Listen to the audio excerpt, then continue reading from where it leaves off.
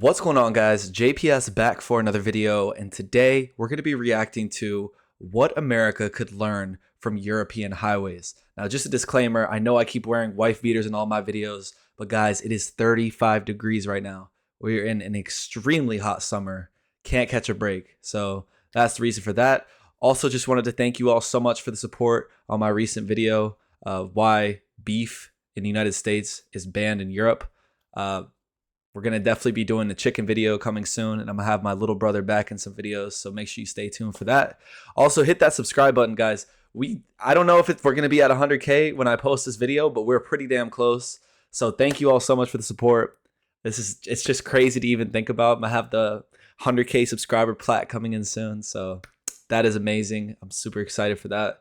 So thank you all so much for all the support on this channel. I did not think that it would even reach 100K, to be honest. Especially not this quickly. I only made this like two or 3 years ago, honestly. So with that being said, let's get right into this. American highways, guys, are a mess. I'll have a lot of personal anecdotes in this video because since I've returned back home from Europe, I got to drive places and drive on the highway. And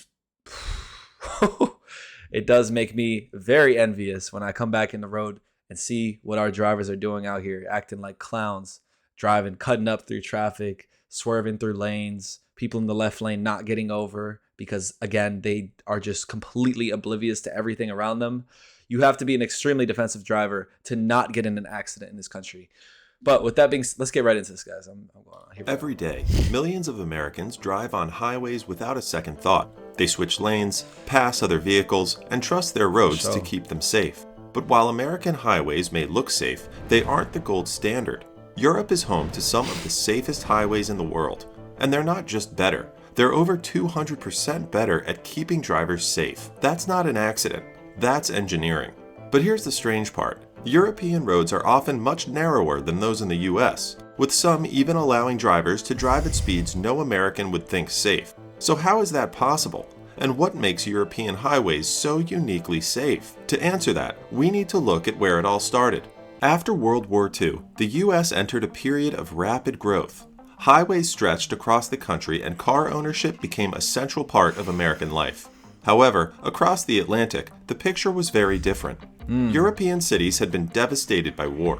Bomb craters tore through roads and entire transport networks were left in ruins. But beneath the ruins was a rare opportunity. With so much already wiped out, Europe had the opportunity to rebuild, not just what was lost, but what had long been broken. Before the war, many roads were tight and inconsistent. They were also shared by cars, trams, and pedestrians, resulting in collisions, which often turned deadly. And by the late 1930s, the problem had reached a breaking point. Britain alone recorded over 8,000 road deaths in a single year, its highest on record. Damn. Now faced with a blank slate, countries had the chance to design something better. And they did. Sweden was the first to establish. I guess you could say the war hit at a perfect time. I mean, obviously, no, I would never want a war, but if you're looking at this, the deaths are peaking, leading up to the war. But, man, I got some things to say about the U.S. Let's get into this. Sweden was the first to establish a national road safety board, and other countries soon followed. By the end of the 20th century, every major European nation had pulled ahead of the U.S. in road safety. But the momentum didn't just stop there. Between 2001 and 2017, EU road deaths were slashed by more than half, making Europe the safest continent to drive in. All this progress didn't happen by chance. It came from doing things differently. So how exactly are European highways different from the US? And how do European roads continue to keep drivers safer than almost anywhere else? To understand that, we need to start with the most fundamental piece: road design. American roads are built for comfort. Lanes are wide, typically around 11 feet, and everything is designed to feel open. At first glance, that sounds like a good thing, but in reality, that comfort hides a deadly problem. You see, these wide lanes lower the tension behind the wheel. They make roads feel spacious and unthreatening, resulting in drivers speeding even without noticing. European engineers saw that. I swear, I've always thought that this is a problem. Like when you let your guard down, all it takes is one person. Most people, they let their guard down. They're still going to drive pretty normally. They're not going to speed or go crazy. But when one person is speeding and going stupid, And everyone has their guard down to some degree because, again, like they're saying, the lanes are extremely wide in the United States, and there's a lot of lanes. Like they got 5, sometimes 6 wide lanes in one direction. So all it takes is one person messing around. They make a mistake. Everyone's guard is down a bit, again, because of how open everything is. So no one is able to react to that mistake in time because there's just simply not enough tension on the road. And this is something I've noticed when I never have driven in Europe, but I've rode in cars before. It took a second to get that one. And I do notice that there is a lot more attention because you really have to be paying attention every second. Like there are sharp turns, the lanes are tighter, you're driving a manual vehicle, so you're much more in tune with the car as you're shifting through the gears. Everything here is automatic for the most part. There are still manual cars, but most people are driving automatic. And, there's cruise control. These people got Teslas. They're not even driving the damn car. Their hands aren't on the wheel. I've said this before, but I keep seeing Tesla drivers. They literally are like this. Playing Clash of Clans, watching a little Netflix series while the car is driving for them. Talk about relaxed. Like, that's what I'm saying. We need to have some more tension, and we need to have people paying more attention. And there has to be a higher level of competence in order to obtain a driver's license. They hand them out like it's a free sample, bro. I get it. You have to drive everywhere in this country to get around, but we need to train our drivers better because the people out on the road, they literally drive like a chicken with its head cut off. And it's just frustrating. Like, come on, how are y'all so dumb?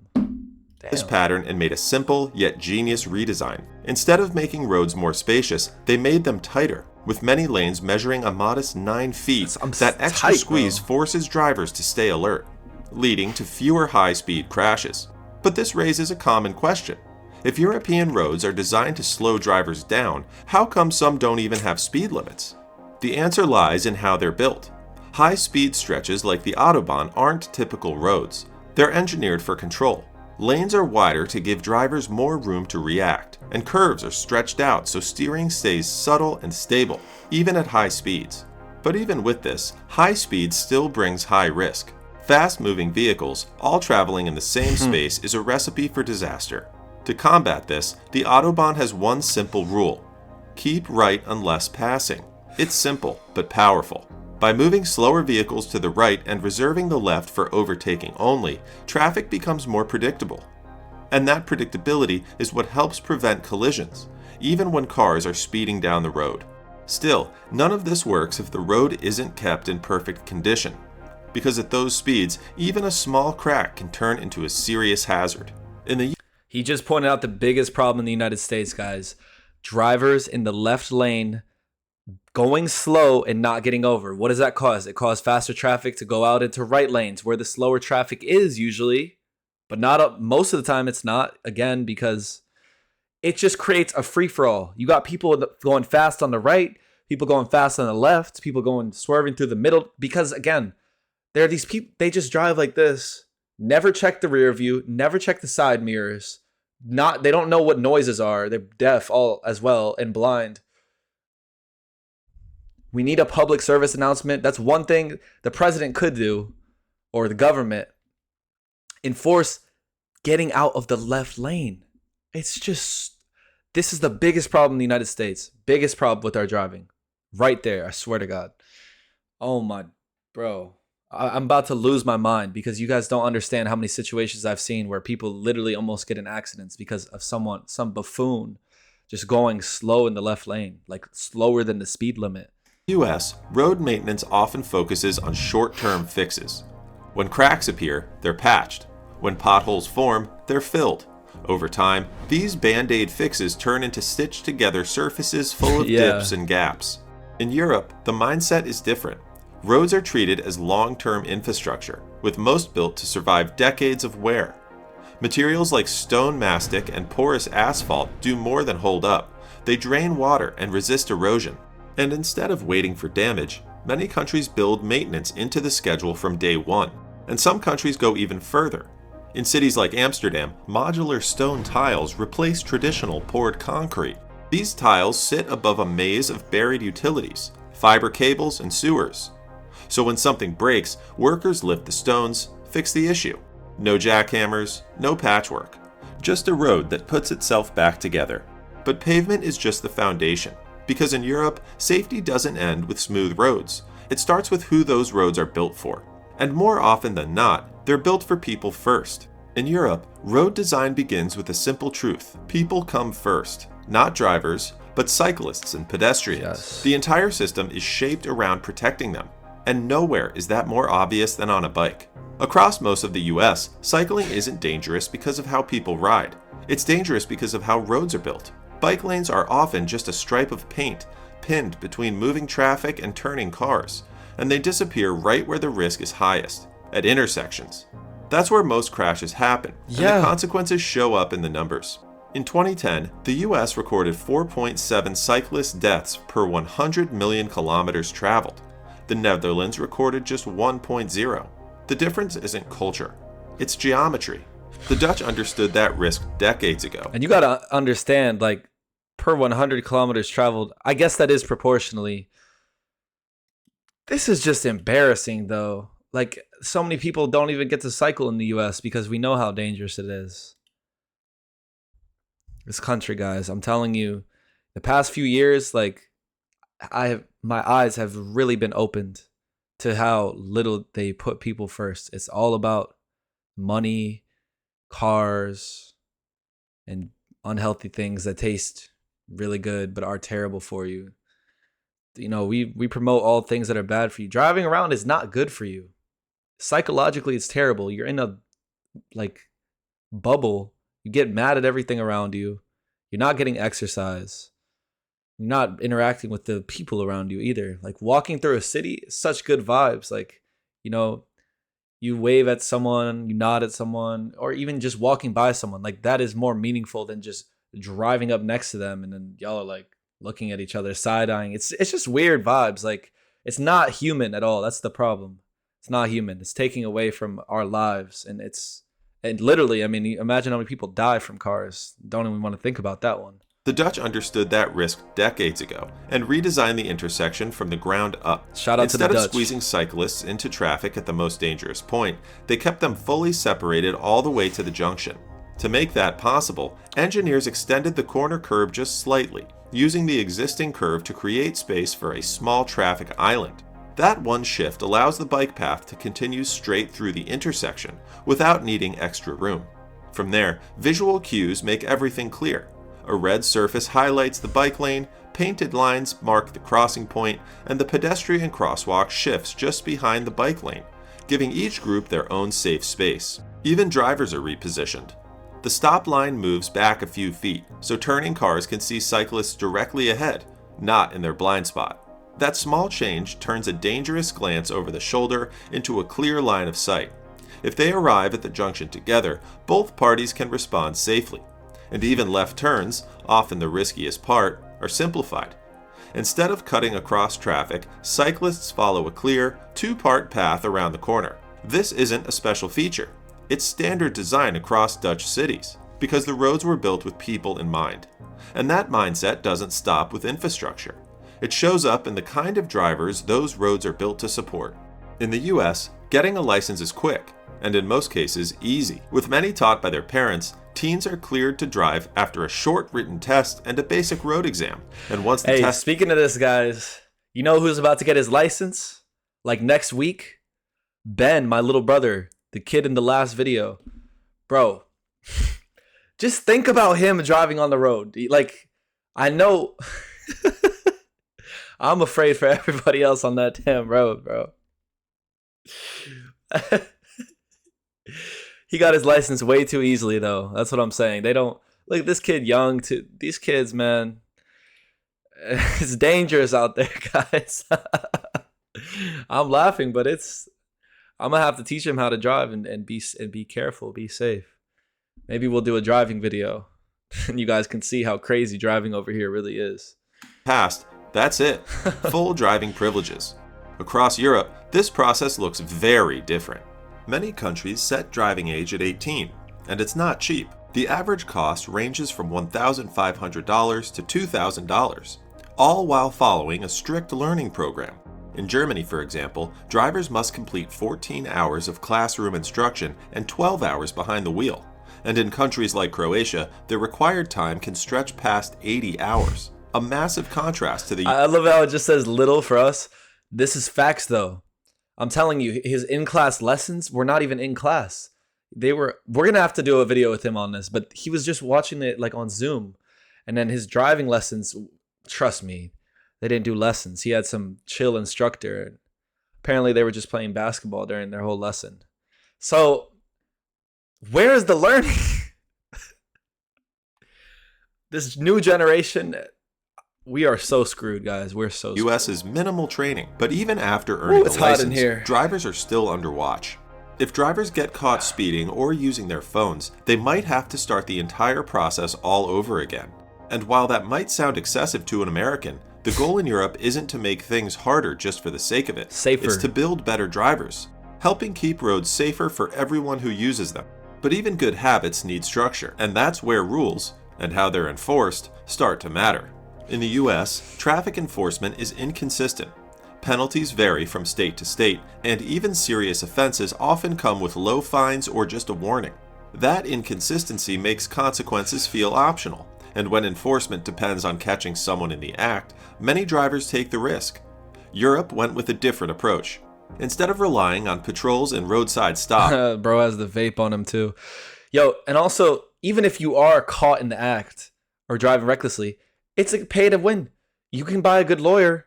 They'll prove that you're innocent, even though you could have been speeding, going crazy.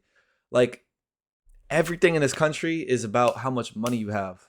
If you have a lot of money, that lawyer, they literally have lawyers who just get you out of traffic tickets. That's their whole job.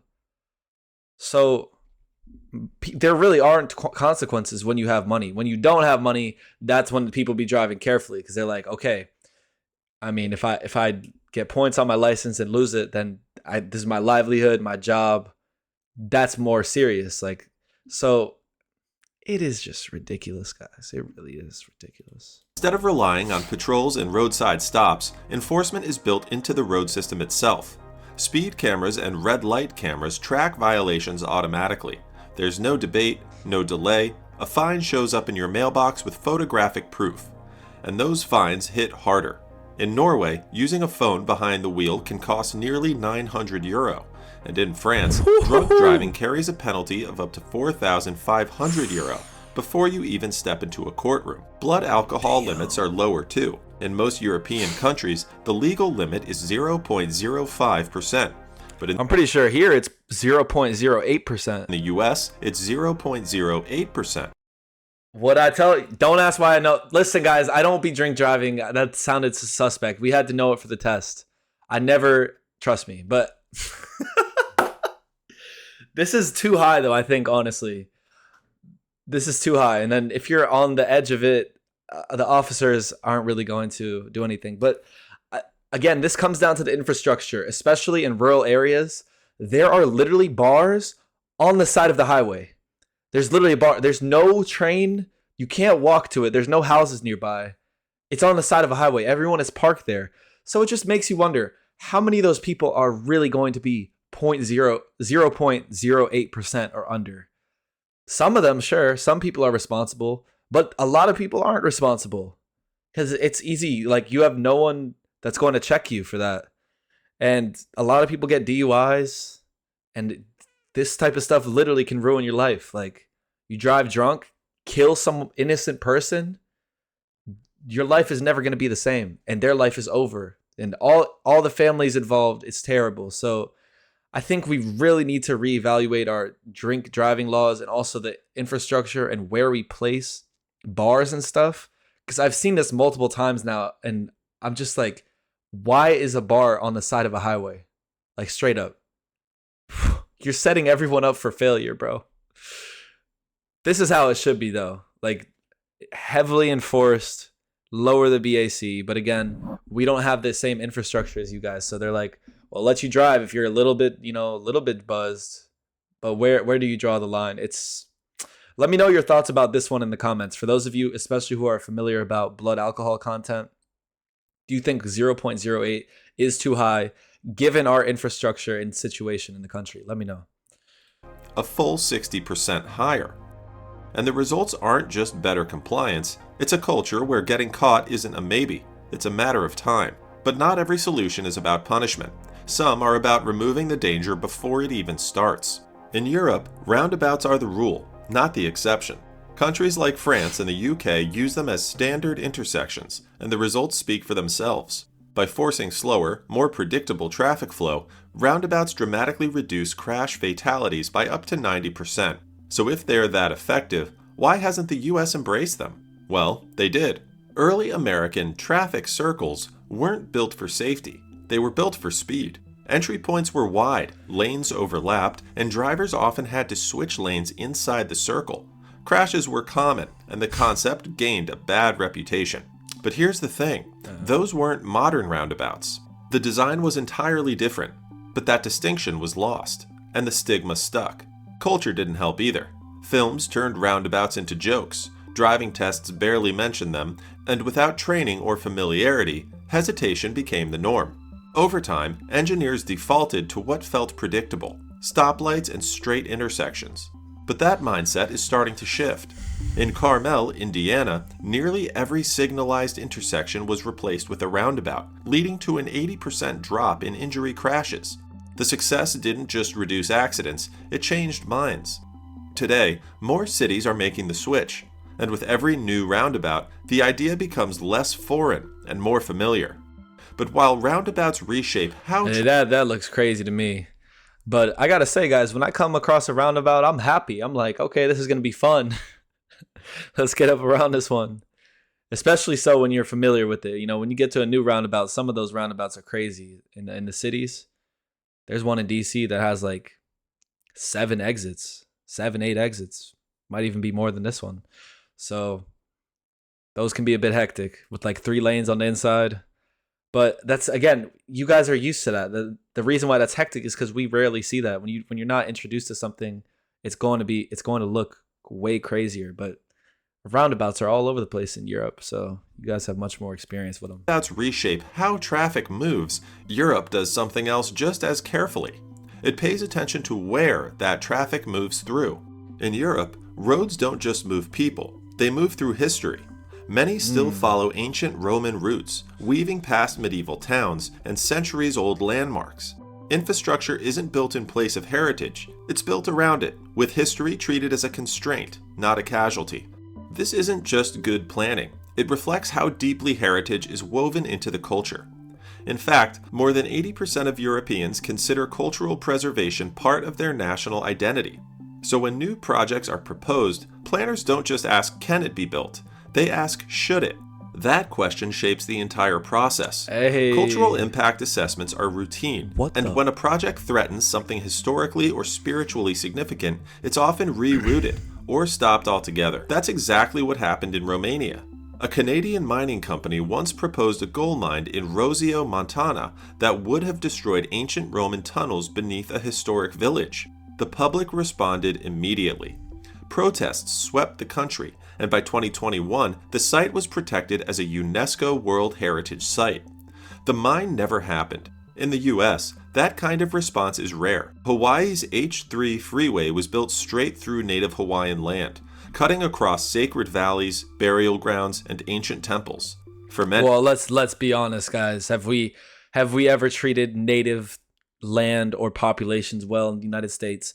No, absolutely not. They can protest, and we're still gonna build the damn thing because this country is so messed up, bro. Shout out to the Romanians. Y'all stood up for it and got what's right. Here, Native Americans get walked all over, and I don't even want to. It's sad to really think about. They're drilling oil mines and all this stuff on Native American reservations. Like, you find out there's some money there, we got to take it. It's just, especially after all the history already, like, y'all can't just change our ways, at least for them, bro. Come on.